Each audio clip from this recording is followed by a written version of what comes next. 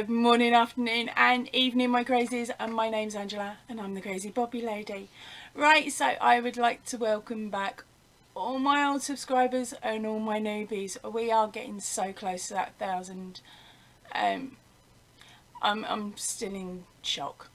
I thought it would take a bit longer than this, but if you could hit that thummy, oh I hate that phrase, hit the thumbs up, get my name around a bit more and maybe try and talk a couple of mates into joining the channel. That would be super duper brilliant, and it would be lovely to be able to start running a competition around Christmas, which isn't too far away now. Right, I would like to welcome you to 12 Days of Christmas.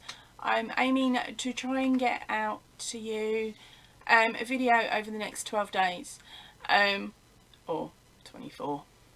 You know what I'm like. Right, so I'm going to try and get 12 videos out to you this week, this next couple of weeks, to do with Christmas. Now, hopefully you've spotted a slight change here.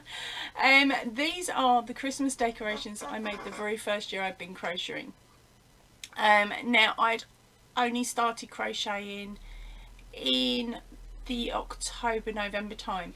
So these are my very first attempts. Now all of these patterns can be found on YouTube, and what I'm going to do is over the next couple of days I'm going to talk to you about each of them and see if I can remember whether I enjoyed making them or not, or how long they took, and see if I can remember the bits and pieces. It's been a couple of years, so my brain should have caught up by now. Right, so the very first item up, I think, because it's quite a large project and I have a feeling some of you may want to do it, so because of that I'm going to talk to you straight away about Rudolf here. Oh, let's put that back up, shall we? Right, so here is our Rudolf. And yes, he is very floppity. Yes, he has very floppy legs. As I said to you, this is one of the first bigger stuffies that I did. Didn't know how to sew the items together. I just made it following the pattern that is on YouTube, and then ignored everything that she said when it came to sewing it up. So what I'm going to do is I'm just going to get the details up for that one and for this one, and then I will be able to share some more information with you. Right, so I just searched back in my history. Oh my gosh, that was a long half an hour. Right, so this pattern for this little one here is on YouTube, and it is World Bears. I will put a link in the description box below, and if I can I'll have a pop up here as well. Now the pattern itself and the videos are not in English. Okay, but it is called A Reindeer on Crochet. Now it was a crochet along, so there was 4 parts to this one. So the link will take you to part 1. Now my little guy here was made with a pound shop yarn, and he took, if I remember rightly, it was about 100 grams of the light colour.